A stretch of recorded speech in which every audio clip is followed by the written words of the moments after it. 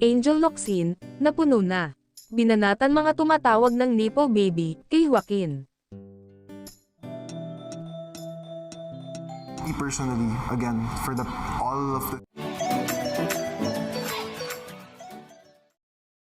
Walang duda na nakatutok si Angel Locsin sa lahat ng kaganapan sa loob ng Pinoy Big Brother house dahil sa kanyang stepson na si Joaquin Arce.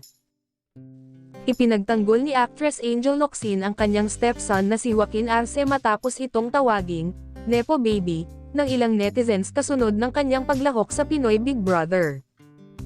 Pinalagan ng aktres na si Angel ang mga kumakalat na pahayag sa social media laban sa kanyang stepson na si Joaquin Arce. Kasalukuyang nasa loob ng bahay ni Kuya si Joaquin, anak ng asawa niyang si Neil Arce, at parte ng Ultimate 8 para sa Pinoy Big Brother Celebrity Collab 2.0. Mula nang pumasok si Joaquin sa PBB House at hanggang sa nalalapit nitong pagtatapos ay hindi napatid ang suporta ni Angel para sa binata.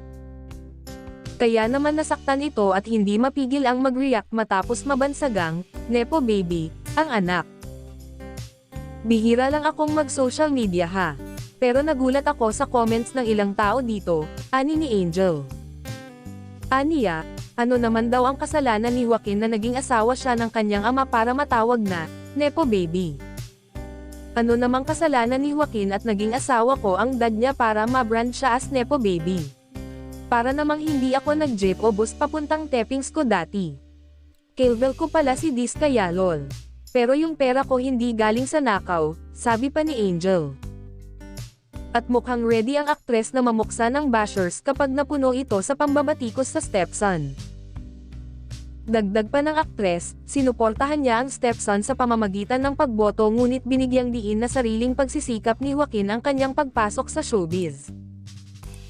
Yung 12K na boto ko kay Joaquin sa buong journey niya, baka dagdagan ko maasar ko lang yung ibang makagawa ng isyo, si ni Angel. Giit pa niya, kung talagang Nepo Baby ito ay matagal itong nag-request na mapabilang sa mga proyekto pero hindi nito ginawa. My son could have asked me for a project, but ang hiniling niya is mag-audition sa PBB.